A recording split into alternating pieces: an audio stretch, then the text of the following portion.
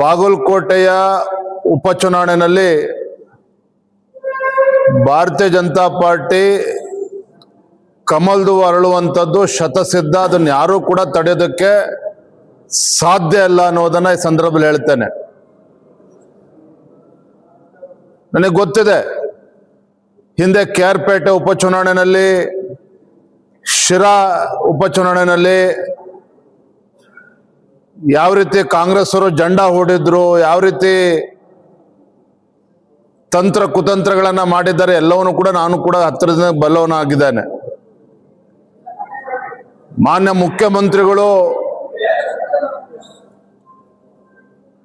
ಮುಖ್ಯಮಂತ್ರಿಗಳ ಆದಿಯಾಗಿ ಸಚಿವ ಸಂಪುಟದ ಸದಸ್ಯರು ಬಾಗಲಕೋಟೆನಲ್ಲೇ ಬಂದು ಜಂಡಾ ಊರ್ತಾರೆ, ಅದು ಕೂಡ ನನಗೆ ಗೊತ್ತಿದೆ. ದಾವಣಗೆರೆಯಲ್ಲೂ ಕೂಡ ಸಚಿವ ಸಂಪುಟದ ಸದಸ್ಯರೆಲ್ಲರೂ ಸಹ ಸೂಟ್ಕೇಸ್ನಲ್ಲ, ಗೋಣಿ ಚೀಲದಲ್ಲಿ ಹಣವನ್ನ ತೆಗೆದುಕೊಂಡು ಬಂದು ಕೂತ್ಕೊಳ್ತಾರೆ, ಅದು ಕೂಡ ನನಗೆ ಖಾತ್ರಿ ಇದೆ. ಆದ್ರೆ ಇದೆಲ್ಲದರ ನಡುವೆ ಇಡೀ ರಾಜ್ಯದಲ್ಲಿ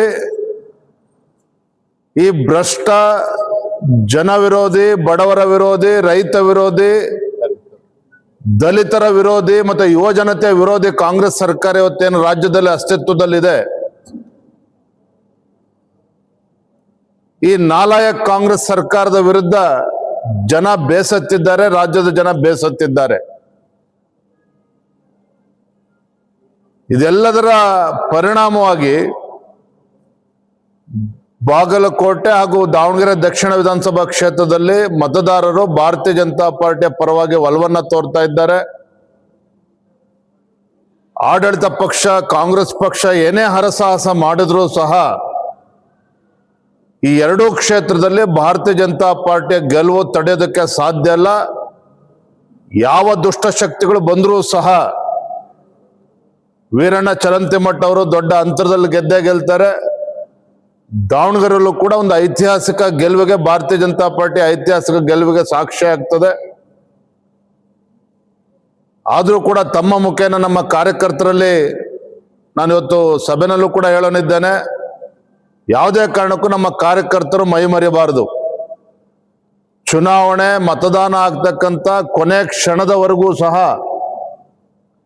ನಾವು ಮೈ ಮರೆದೇನೆ ಪ್ರತಿಯೊಬ್ಬ ಮತದಾರನು ಕೂಡ ಮತಗಟ್ಟೆಗೆ ಕರೆದುಕೊಂಡು ಬಂದು ಮತದಾನ ಹಾಕ್ಸಿದ್ರೆ ಸಾಕು, ದೊಡ್ಡ ಅಂತರದಲ್ಲಿ ಗೆಲ್ತಾರೆ. ಆ ವಿಶ್ವಾಸ ನಂಗೆ ಸಂಪೂರ್ಣವಾಗಿದೆ.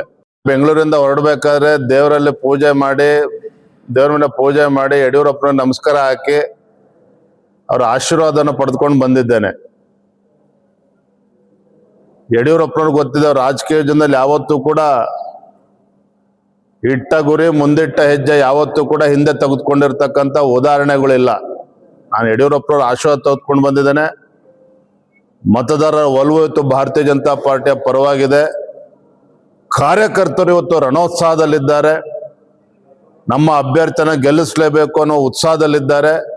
ಸಣ್ಣ ಪುಟ್ಟ ಗೊಂದಲಗಳೇನಿದ್ದಾವೆ ನಾನು ನಮ್ಮ ಪಕ್ಷದ ಹಿರಿಯರು ಎಲ್ಲರೂ ಕೂಡ ಕೂತದನ್ನ ಬಗೆಹರಿಸ್ತೇವೆ. ಯಾವುದೇ ಸಂಶಯಗಳು ಬೇಡ, ಎಲ್ಲವೂ ಕೂಡ ಸರಿ ಹೋಗ್ತದೆ. ಎಲ್ಲ ನಾಯಕರುಗಳು ಕೂಡ ಒಟ್ಟಾಗಿ ಒಂದಾಗಿ ಚರಂತಿಮಠ ಅವರ ಗೆಲುವಿಗೆ ಶ್ರಮವನ್ನು ಹಾಕ್ತಾರೆ.